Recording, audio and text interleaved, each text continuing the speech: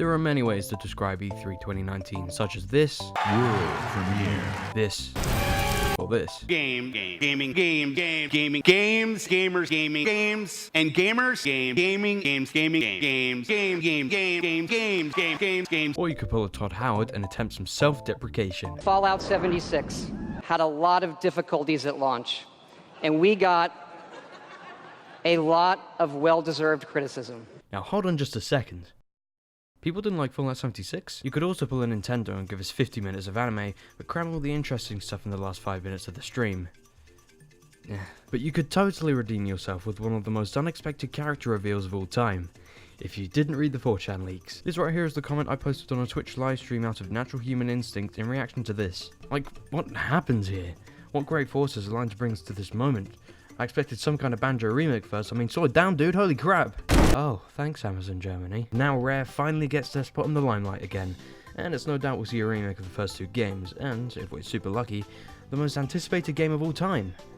Yes, this one. Oh geez, Nintendo were good this year, but first we gotta look at Bethesda. Hey Bethesda, what did you have to share at E3 2019? #1 mobile game. Now let me clarify, Bethesda sucks ass, but they own the rights to...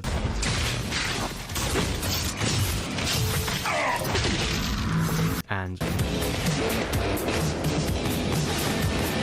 So it's not all bad, but keep in mind, Bethesda sucks ass. Controversial opinion, I'm fully aware. I don't know what id Software's situation would be without big name Bethesda to publish their stuff, so I suppose it's a necessary evil in a way. These two franchises, their modern reboots at least, are decent shooters. I've played my fair share of Old Blood, still gotta make my way through New Order and Colossus, but I really want to talk about Doom here. The reboot was a freaking blast, each takedown was satisfying, and nothing's more rewarding than mowing down wave upon wave of demons. The environments were all fantastic, gameplay was tight, and overall a fun battle. Eternal takes everything to the next level, and I have no doubt id Software's gonna knock it out of the ballpark with this one. The vast array of new gear heightens the experience and creates the opportunity for some serious strategizing when it comes to slaughtering. I don't think I'll be disappointed. Anyway, I don't want to run the risk of praising Bethesda here, so I'll move on. Speaking of Bethesda, I actually travelled to the Middle East to infiltrate secret radio signals bounced from Bethesda HQ. Here's a transcript of what I heard. Now, show of hands, who likes mobile games? Oh, everyone? Yeah, everyone. Okay, great talk, guys. They'll love us out there. God damn it, Bethesda, you've done it again. A round of applause, please. Yeah. There's also rumours that Bethesda paid their audience to cheer at the drop of a penny. Yeah, you don't have to be a genius to figure that one out. It's obnoxious and stands out so badly in comparison to the genuine audience reactions to, I don't know, literally every other conference E3. It's kind of embarrassing. You know what the opposite of embarrassing is though? Keanu Reeves is a cool dude. You can tell he's actually excited for Cyberpunk, as all of you should be of course. And yeah, everyone says it, but that reveal was fantastic. Cyberpunk is already a game worth gawking over, then you throw in Keanu Reeves and it's like, yeah okay, collector's edition, don't mind if I do, you know what I'm saying? It's John Wick and Witcher 4, what more do you want, damn it? 500,000 of LEGO's legendary bricks. You get this incredible life-size LEGO Speed Champions McLaren Senna. Oh that, yeah. What? I guess this is a thing now. E3's really pulling out the punches with the twists and turns this year, huh? To be honest, I don't hate the concept, and actually this could be some genuinely good fun. And a genuinely good LEGO advertisement. Now I'm one step ahead of these corporate bastards, you'll have to get up pretty early to fool me. Oh, whoops. Time for a quick fire round of opinions, because holy shit, the Xbox conference was packed. Blair Witch, I thought this was Outlast 3, then got excited when it wasn't Outlast 3. I've played the first Outlast and I enjoyed it, but 2 stripped away a lot of what made it great in my opinion. That is what I've seen in various spouts of gameplay. Overall, looking forward to this, it holds potential. Battletoads, Jesus Christ. Yeah, this screams Cartoon Network Flash game to me. Really, this could have been a great comeback for the long abandoned IP. The art style is wonky and it looks so cheap. It's a shame, I could totally see them going all out with the sleek high-res designs we've seen in recent years, and making a true modern beat-em-up, but no. We get this. Psychonauts 2 never touched the original, but good god does this make me want to pick it up. It's got this weird, twisted, fantastical tone to it all, and it looks decent as a platform shooter. Reminds me of Little Nightmares to a certain extent. And hey, the studio behind this, Double Fine, was acquired by Microsoft. Hopefully, given the opportunity, I wouldn't be opposed to seeing another entry in the future. Lastly, I wanted to touch on Bleeding Edge and Ori and the Will of the Wisps. Bleeding Edge looks like a fun romp, and Ori looks like more of the same great art style we saw in its predecessor. Neat stuff. Now let's take a little break from Microsoft. Devolver Digital. Uh-oh. I think Carrion looks cool. Okay, the reverse horror game twist they're going for here isn't totally unique, but combines with the art style and gameplay, I have to say I'm definitely intrigued. In fact, I remember following this game about a year ago, having no idea it was Devolver, but I'm happy to see it in the limelight again. It's like Venom on steroids, what's not to love? And yep, it wouldn't be a Devolver Digital presentation without this. Why did I just say Another cool looking bout is My Friend Pedro, another game I've seen footage of prior to not having realised it was Devolver. The marketing budget went somewhere, I guess. It takes the concept of a third-person shooter, strips away one of the 3 dimensions, and shoves a load of wacky mechanics into the mix to really sell the idea that it doesn't take itself seriously in the slightest. This is something I can totally get behind. They announced some other stuff too, including an 8-game compilation of bootleg Devolver Digital games. And I'm not surprised in the slightest. Devolver, everybody. Oh shit, is that Just Dance for the Wii? Ubisoft also showed off some of the stuff they're working on, because what else would a corporation be doing at E3? They got this Gods and Monsters thing made by the guys who did Assassin's Creed Odyssey, and wow, the art style is going to be what grabs anyone's attention here. Not too much info or footage, but hey, it's something unique and I'm rooting for it. Watch Dogs is also a thing, and it sure is more Watch Dogs. I've never played a Watch Dogs game, but from the looks of things, I'm liking the concept of playing as any NPC in the game. Change of scenery is cool, pardon my bias, but this looks like another great take in the series. And as long as it doesn't get political, They got another new IP, Roller Champions, Ghost Recon, and they automatically lose E3 because they announced nothing for Rayman. Oh, what's that smell? Why, it's the smell of relying on one game for your whole presentation. EA did a great job of hosting a Jedi Fallen Order stream with 35 minutes of the good game and about 3 hours of filler.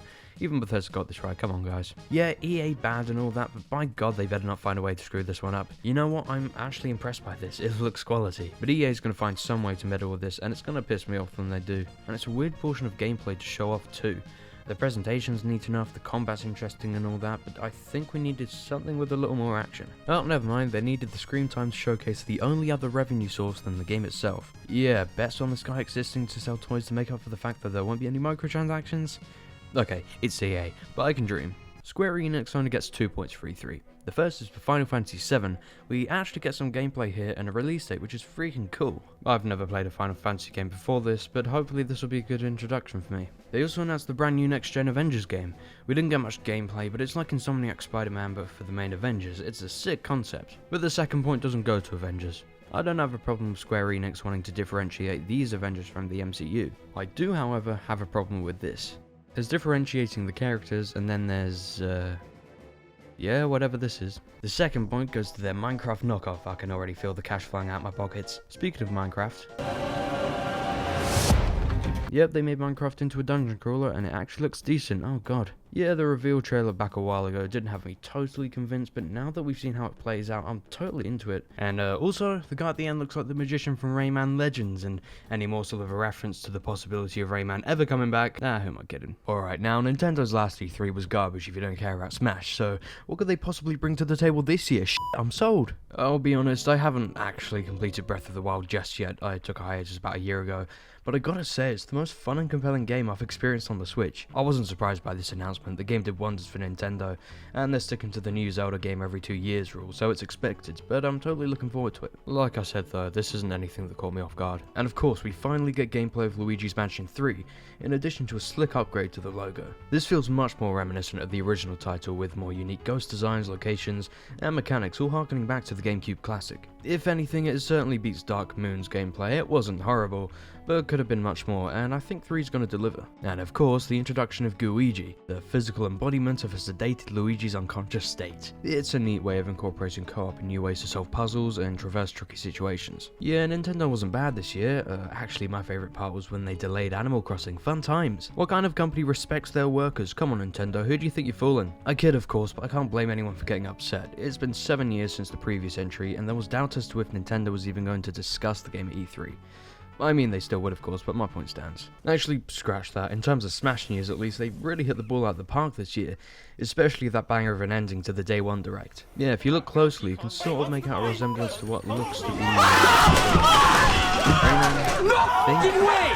Yeah, okay, I really don't think many people expected this. My philosophy was that if it's not an IP directly owned by Nintendo and hasn't already had some comeback in recent years, then it's totally off the charts, but hey, who's the clown now? No joke, I expected Master Chief or Doom guy. They added Snake back in Brawl, so having another gritty human character would make sense to me, especially given Nintendo's relationship with Microsoft and the news on both the character's upcoming game entries. But given that Banjo-Kazooie was already a Nintendo IP in the first place, yeah, the whole Rare reunion thing totally made sense, especially with the way Banjo was introduced alongside DK, Diddy and K. Rool. But you know what really disappointed me this year?